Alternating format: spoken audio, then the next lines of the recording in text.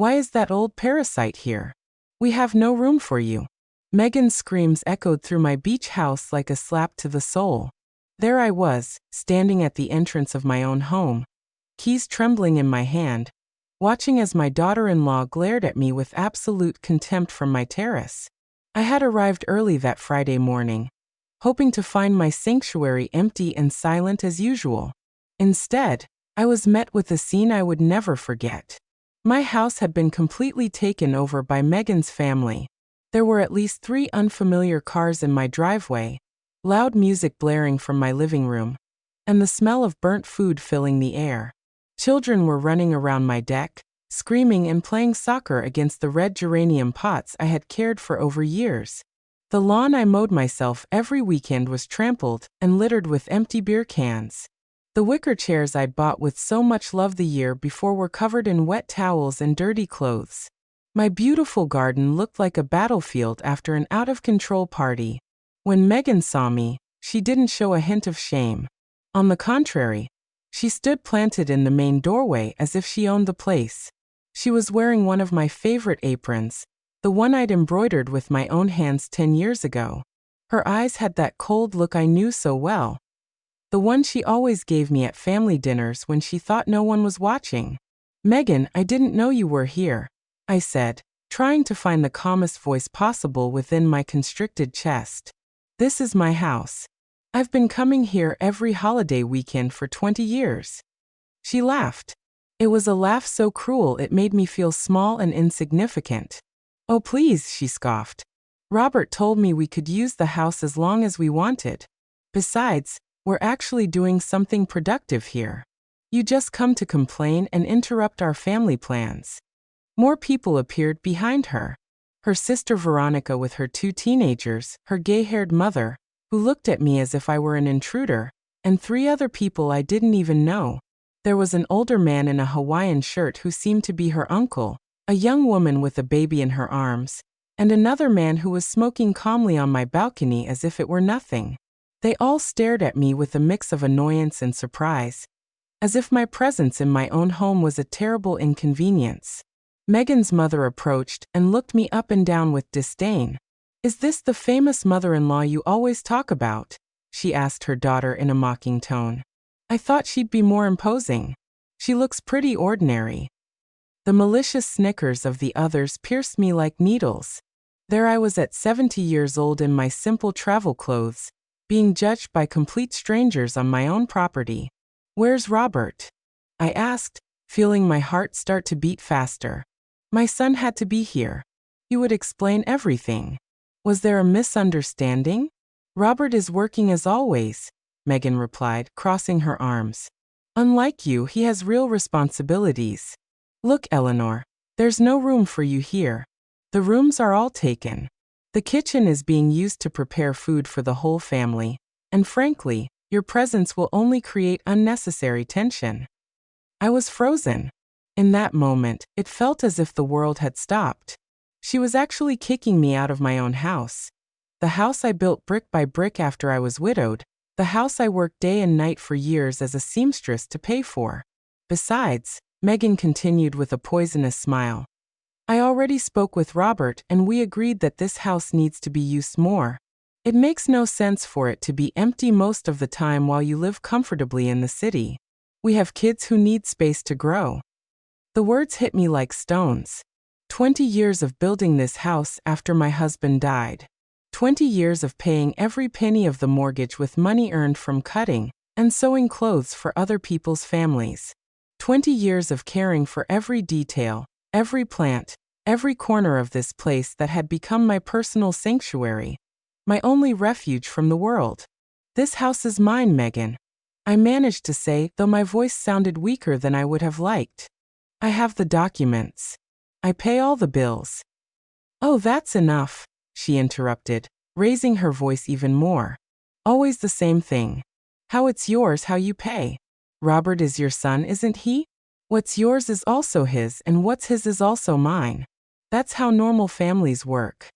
The kids had stopped playing and everyone was watching me in silence. I could feel their eyes on me, judging me, waiting for my reaction. The humiliation burned my cheeks like fire, But something inside me refused to break.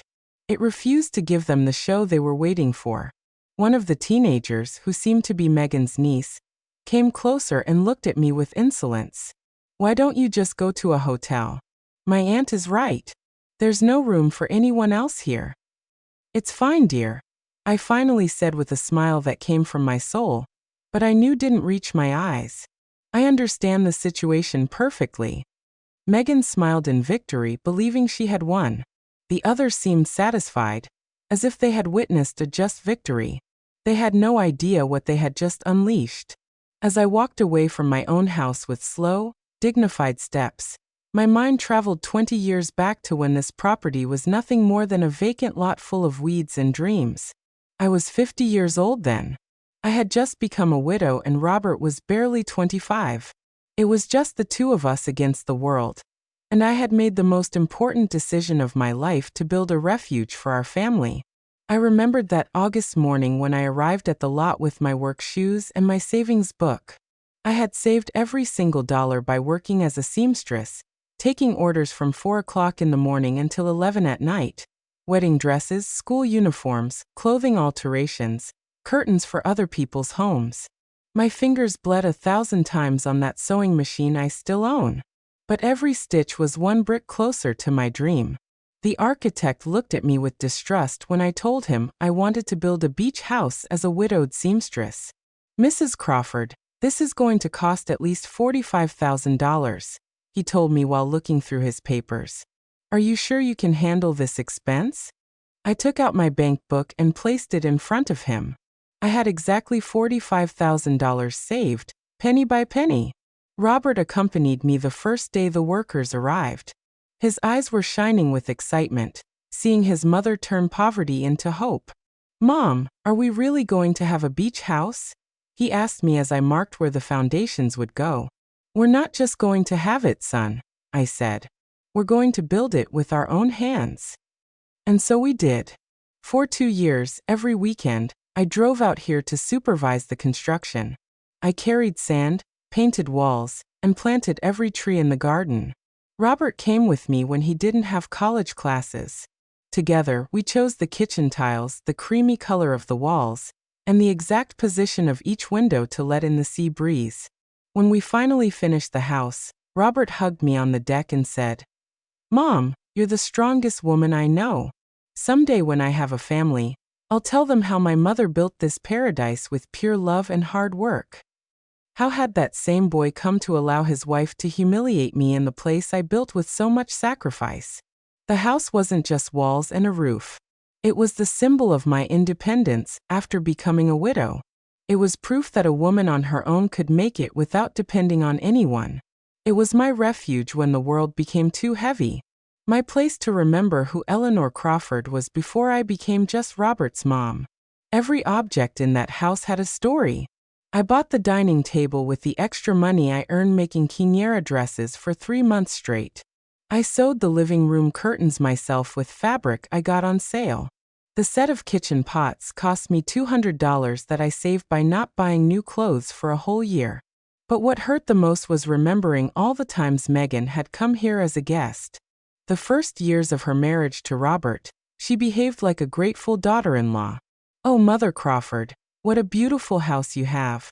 You must be so proud of everything you've accomplished." She helped me cook, played with the kids on the beach, and even brought me flowers from the market when they came to visit. When had everything changed?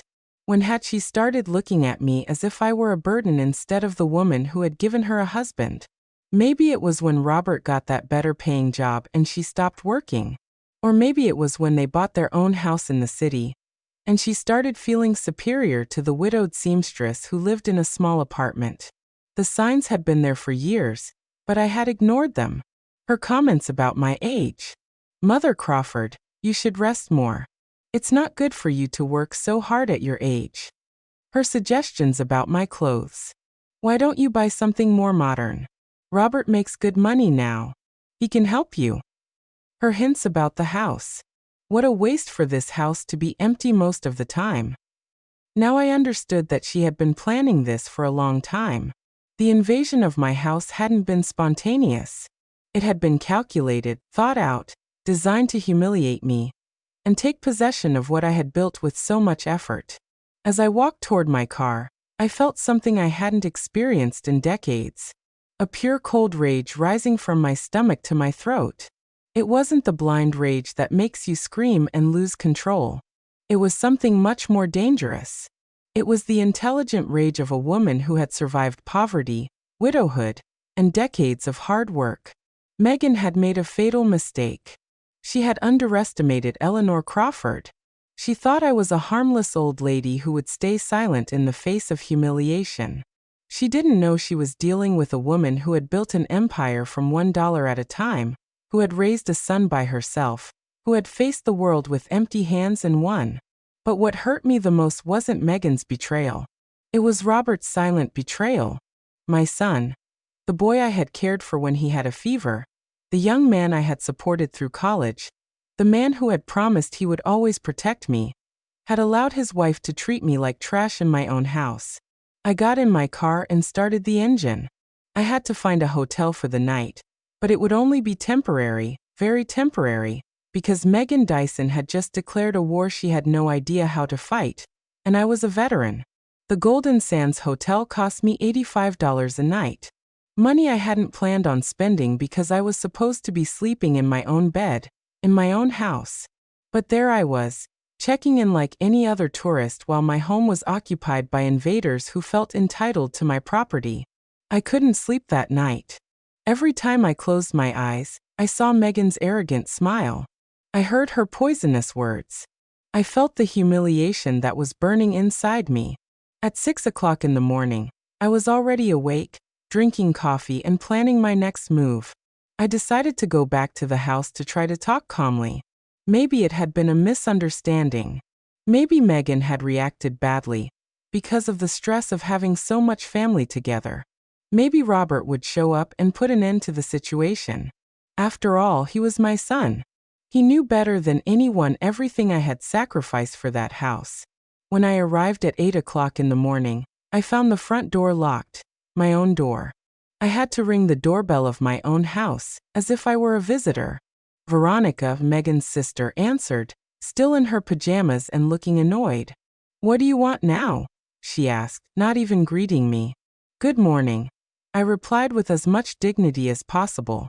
"I've come to get some of my personal things, and I need to talk to Megan about this situation. Megan is sleeping, and your things aren't here anymore. We put them in bags in the garage so they wouldn't get in the way." My things in bags in the garage. It felt like I'd been stabbed in the chest. "What do you mean my things are in bags? This is my house, Veronica. All the things in here are mine." "Look, lady, I don't want any trouble," but Megan explained the whole situation to me. Robert gave her permission to use the house. And you guys already worked everything out. I don't know why you're here to make drama now. She let me in, but I felt like an intruder in my own home. The smell was different. It smelled of strange food, cigarettes, and cheap perfume. My living room was full of inflatable mattresses and clothes thrown everywhere. The furniture I had chosen with so much love was stained and in disarray.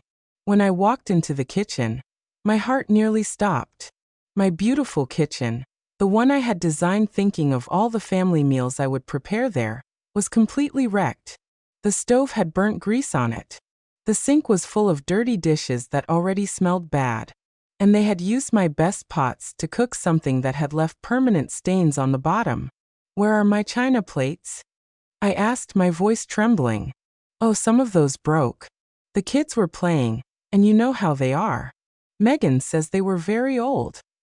Anyway, my china plates, the ones I had bought one by one for years, saving to complete the set, the ones I had only used on special occasions because I cared for them like treasures, were broken, discarded, as if they were worthless. I went up the stairs to my master bedroom, the sanctuary where I had planned to rest these days. The door was open, and inside was Megan's mother, already dressed, organizing clothes in my closet as if it were her own. "Excuse me," I said, trying to maintain my composure. "This is my room." "Oh, my daughter Megan explained everything to me. Don't you worry. I'll take very good care of things. Look, I even organized your clothes in these bags so they don't get wrinkled. My dresses, my blouses, my shoes, all my personal clothes were shoved into plastic bags as if they were trash for donation. 2 kids I didn't know were sleeping in my bed, and my favorite pillows were on the floor covered in stains. Ma'am, I need you to get these kids off my bed, I said firmly. Your bed, she scoffed. Oh, please. Megan told me you weren't going to use this room anymore. The kids need to sleep comfortably, not on the floor. It was like living a nightmare. In my own house, they were treating me as if I were the intruder, as if my 30 years of work and sacrifice meant nothing, as if my rights to my property were just an old lady's whims. I went down the stairs, trembling with indignation, and looked for Megan. I found her on the terrace, drinking coffee from one of my favorite mugs, wearing my house coat, talking on the phone as if she were the lady of the house. Yes, Mom. The house is beautiful. Don't worry, I've already handled everything. The mother-in-law understood how things are now.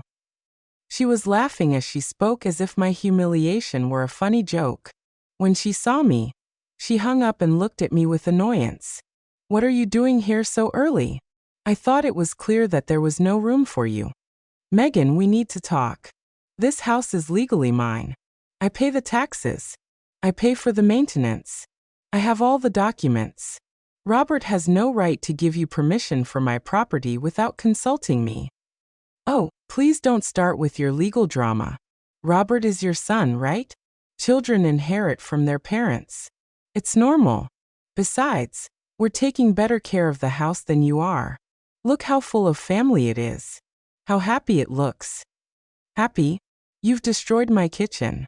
You broke my plates and put my clothes in bags like they were trash. Well, you have a lot of old things that are no longer useful. We took the opportunity to do a general cleanup. We did you a favor. I couldn't believe what I was hearing. This woman had invaded my house, destroyed my belongings, humiliated my memory and my memories, and then had the audacity to tell me she had done me a favor. Where is Robert?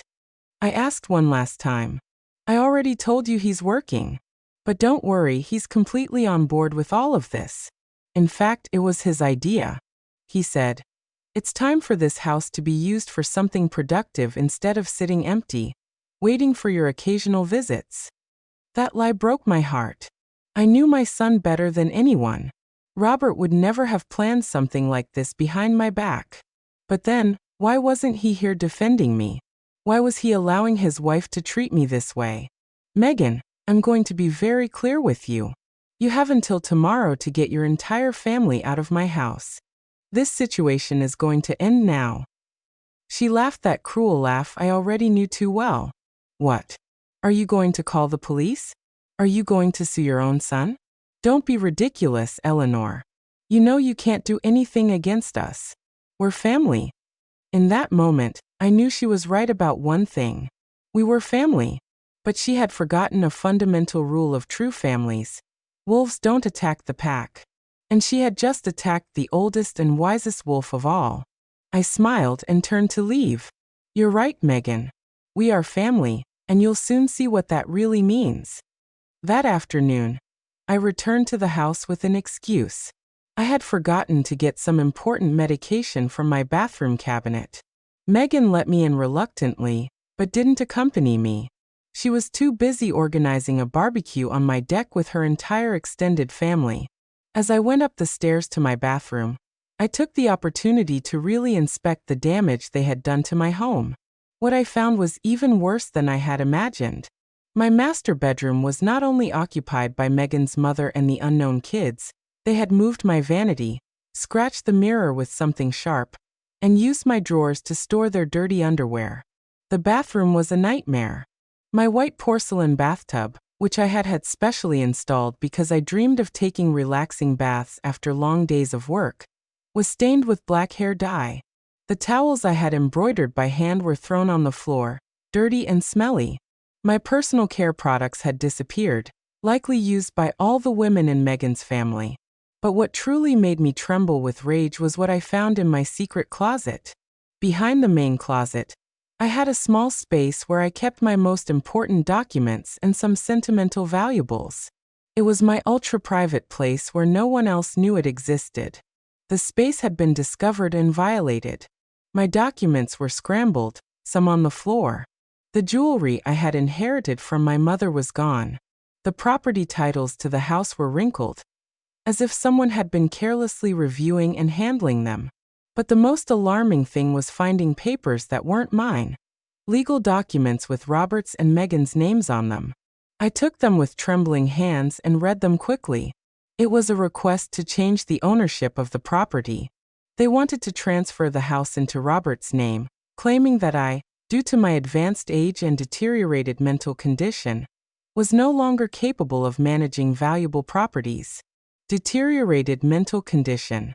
Me, the woman who had managed her finances perfectly for 70 years, who had built a fortune from scratch, who was still working and maintaining her financial independence. They wanted to declare me mentally incompetent to steal my house. The paper was dated last week. This confirmed that the invasion of my house hadn't been spontaneous. It had been part of an elaborate plan to take possession of my property, using the law to their advantage.